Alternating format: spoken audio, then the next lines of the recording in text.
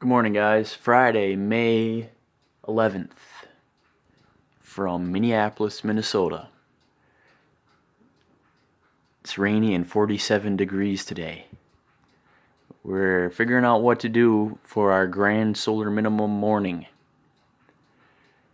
And listening to, free webinar, Chris Greene, AMTV, Ethereum webinar, how to make money. And what I figured out right away, it came to me like a bolt of lightning. As I'm waking up. For some reason, some of the most profound things come to me as I wake up. And I have that cup of coffee or two or three. And I put sugar in mine.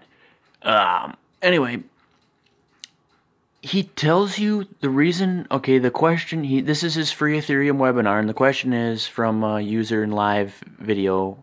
What if it's too late to jump into cryptocurrency? What if blah da da da da? And Greene tells you that Peter Thiel has purchased, all the smartest minds, everyone who's doing something on the internet and has done something on the internet is into Bitcoin, and he cites Peter Thiel holding like 100 million something dollars worth of Bitcoin, whatever it is. I haven't gone to look this up yet anyway.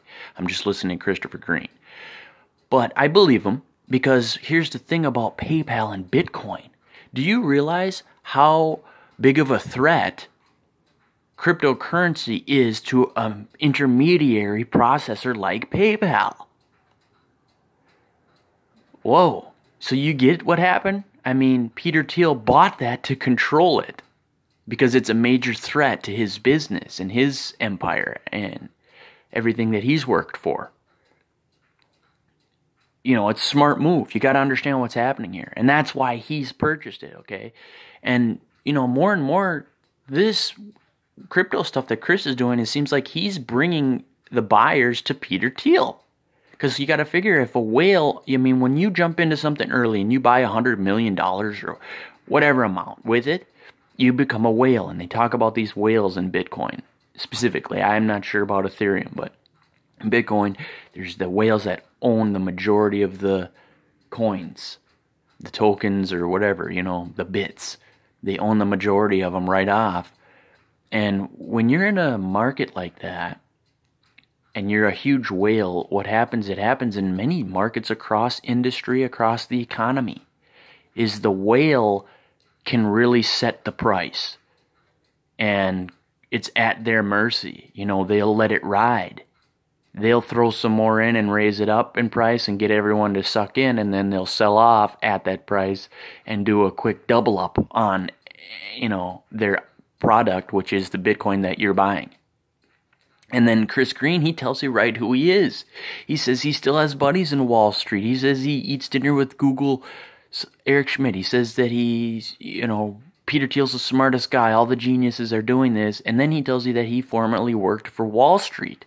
And he still has buddies in Wall Street, and he's well connected in financial community, we'll call it, whatever. He brags about this stuff. So, I'm not just making this up. If that's what he's going to say, then I'll take him for his word. I think that's what we're supposed to do. Maybe that isn't even true and this doesn't occur. But what that means is that he's probably still working in Wall Street on the internet with a program that brings you to Peter Thiel. That's what we've come up with so far. I'll continue to watch this. I really didn't get into cryptocurrencies. I put it on my website, but I chickened out. And it was about $100 a coin, but I had a way that my customers could pay me. And I started researching deeper and associated with the black market and counter fraud and whatever, and they don't really know who made it, and it's actually could not be anonymous and stuff, and tax evasion, worrying about ruining my business with it if they choose to prosecute. I also know that the way the American dollar works is that it outlaws other currencies. There's some people sitting in jail for making silver money that have been prosecuted, tried, charged, and sent to prison, who are probably really mad that this is being allowed to happen. That happened. You can look up cases in, I think, 10 years ago or whatever. Michael Badnarik, he was a Liberty dude before all these other fake guys came out. He had buddies that, I think he was even at their trial, and they were found guilty because they contested the American dollar. That's against the law in America. I don't know if people know that. And that's the reason Bitcoin's working is not chopped off from the government, and they formed around it and they let it slide. The reason why it was allowed is because they said it's not a currency. It's kind of like the healthcare thing where they said it's not a, what was it? It wasn't constitutional, but it's a tax. So it is, Oh, brother. Upsetting. But yeah, those guys sitting in prison are probably pretty pissed off. And, hopefully they don't turn into like terrorists. I don't think they will. That's the difference between, it happens, but I don't think they will. I think that they'll keep their cool, and maybe they'll have a better case to get out.